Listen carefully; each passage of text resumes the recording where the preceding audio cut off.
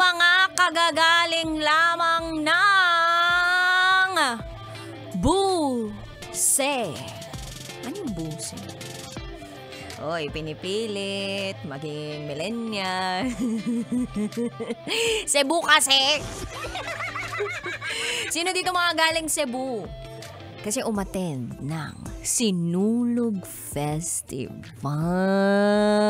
Dami pera. Dami time. At ang daming leave. Umpisa pa lang ng taon, may leave na agad sa trabaho.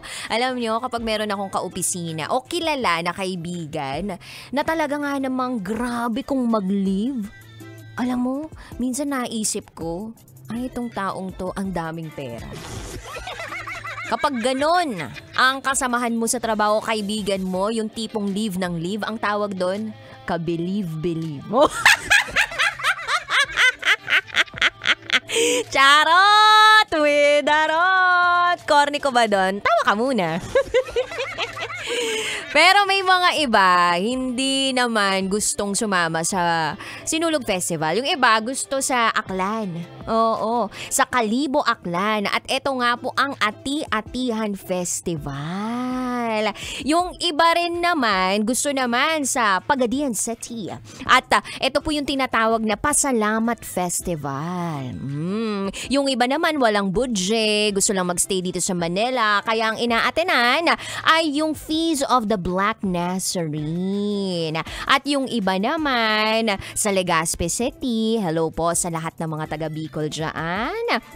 Ang tawag naman sa kanila sa January 26, yung fiesta nila or festival nila, Fiesta Chinoy. Yan daw po yung Chinese New Year celebration na pinaparticipate ng mga Pinoy /Chinese community featuring various activities. Actually, dito po sa Pilipinas, ang daming fiesta, ang daming festival. Nito nga lang din fiesta sa Tondo. Oo, nakita ko nga yung video ng fiesta sa Tondo na ang nagsasayaw. Alam niyo kung ano? Mga grupo ng kalalakihan na lahat po ng kanilang tiyan ay merong pandesal.